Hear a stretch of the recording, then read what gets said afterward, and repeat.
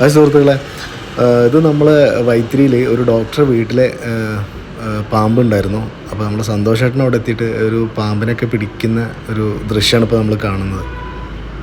അതിൻ്റെ ടൂൾസും കാര്യങ്ങളൊക്കെ ആയിട്ട് ഇതിലാണ് വന്നിട്ടുള്ളത്. അപ്പോൾ എന്താ പറയാനുള്ളതെന്ന് വെച്ചിട്ടുണ്ടെങ്കിൽ, നമ്മൾ വീടിൻ്റെ പരിസരങ്ങളൊക്കെ എപ്പോഴും ശ്രദ്ധിക്കണം. ഇപ്പോൾ നല്ല വേനൽക്കാലമാണ്. അപ്പോൾ പാമ്പുകൾക്ക് അധികം ഈ തണുത്ത പ്രതലങ്ങളിലാണ് വന്നിരിക്കുക. അപ്പോൾ അടുങ്ങത്തെ ചെറിയ ചെറിയ കോർണറുകളായിട്ട്, പിന്നെ അടുക്കളയുടെ ഭാഗം. അപ്പോൾ കുട്ടികളും ഒക്കെ ഉള്ള ഒരു ഏരിയ ആണെങ്കിൽ കുട്ടികളെ വളരെ ശ്രദ്ധിച്ചിട്ട് വേണം പുറത്തേക്ക് കറക്കാൻ വേണ്ടിയിട്ട്. ഇപ്പോൾ നമ്മൾ വീട്ടിൻ്റെ ഉള്ളിൽ തന്നെ കയറി കഴിഞ്ഞാൽ തന്നെ അറിയില്ല അത്.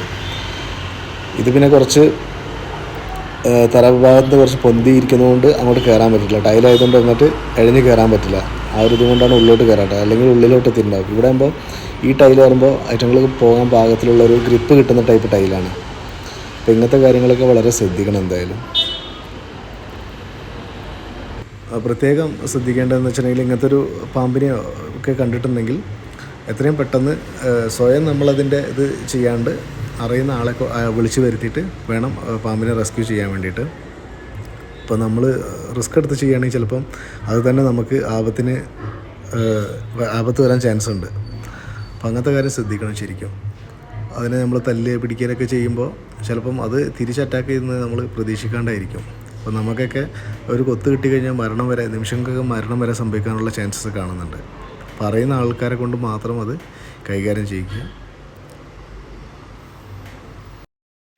എപ്പോഴും പരിസരവും മറ്റുള്ള പ്രദേശങ്ങളൊക്കെ എപ്പോഴും വൃത്തിയായി സൂക്ഷിക്കുക. നമ്മൾ കുട്ടികളൊക്കെ കളിച്ച് നടക്കുന്നൊരു ഏരിയ കൂടി ആണ് ഇങ്ങനത്തെ ഈ മുറ്റം. അപ്പോൾ തന്നെ നമ്മുടെ ഈ അടുക്കള വശത്തൊക്കെ കുറച്ച് ഏരിയകളൊക്കെ ഉള്ള ഏരിയയിലൊക്കെ. അപ്പോൾ അങ്ങനത്തെ കാര്യങ്ങളൊക്കെ എന്തായാലും വളരെ ശ്രദ്ധിച്ചിട്ട് വേണം കൈകാര്യം ചെയ്യാൻ. പാമ്പുകൾ പല വിധത്തിലുണ്ട്. അതിനെക്കുറിച്ച് അധികം ആളുകൾക്ക് ധാരണയില്ല. അപ്പം അറിയാത്തൊരു കാര്യം നമ്മൾ ചെയ്യുമ്പോൾ വളരെ ശ്രദ്ധിക്കണം. അതിസാഹസികത ഒന്നും കാണിക്കാൻ നിൽക്കരുത്. പിന്നെ എല്ലാം ശ്രദ്ധിച്ചിട്ട് വേണം കൈകാര്യം ചെയ്യാൻ.